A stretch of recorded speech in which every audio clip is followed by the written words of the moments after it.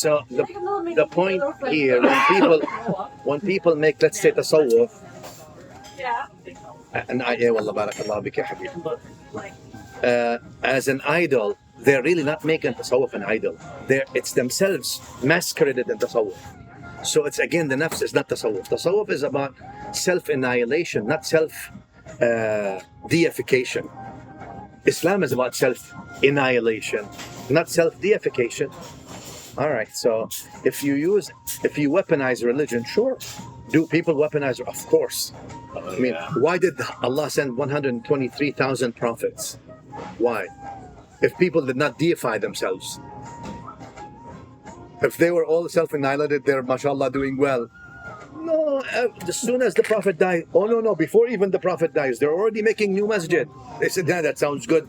Let's make a new masjid. Let's call for Allah. Masjid Dirar in the Quran. Yes. They did that with every Prophet, with everyone. So, because again, it's the inside. The human nafs that's unpolished or unrefined does not want to submit to anyone. It thinks it's God. It does not want to submit to God. So it's the hardest thing on that nafs to say, I don't know, I'm helpless, I am hopeless, I am worthless. It doesn't want to do that. It wants to say, I am all the worth. And I can do everything. And then Allah comes and tells you, La hawla wa la quwwata illa billah. You know, you can only have worth and help and hope with Him. But you yourself is annihilated. You're really nothing. You're dignified because of Him. And whatever good you do is because of Him in that sense. So if you try to separate yourself from Him, you're not just delusional, you become an idol. So that's the whole point of dhikr, reminder. Get back to Him. Don't you'll go extreme, you'll become an idol. You can make an idol out of anything then. You really yourself is the idol, but you can use religion, you can use Sufism, you can use knowledge, you can use ethnicity, you can use tribalism, you can use anything. That I am, Shaitan used that. So,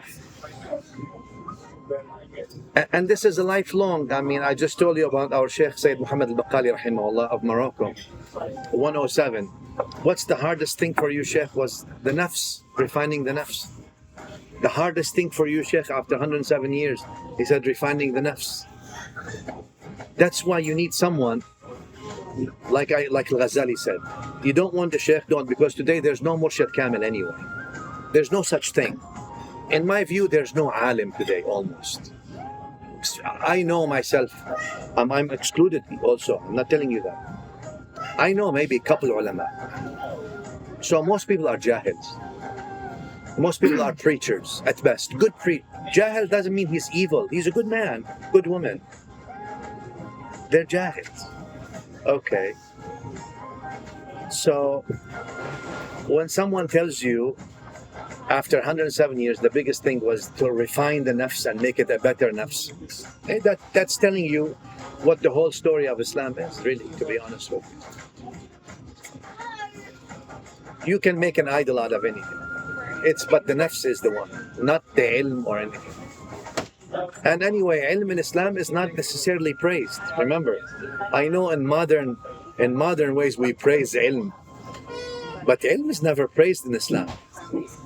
Ilm is always praised in conjunction with amal, only, and conditioned by it. إِلَّا الَّذِينَ آمَنُوا وَعَمِلُوا الصَّالِحَاتِ.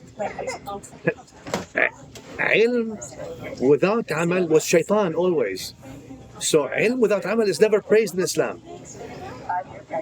But we praise it today because we took a Western approach that amassing information makes you a scholar.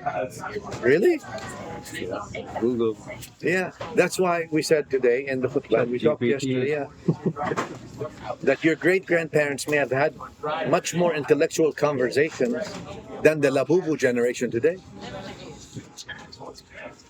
It's so, with all due respect, or when I mean intellectual, I don't mean academic terms and fancy terms. I mean the reality of faith. They lived the reality of faith. that we haven't even seen, let alone touch. Your great grandparents may have lived it actually in their simple, unacademic talk and conversation. They lived the reality of faith that all these people today that spit out terms don't even know what empty talk.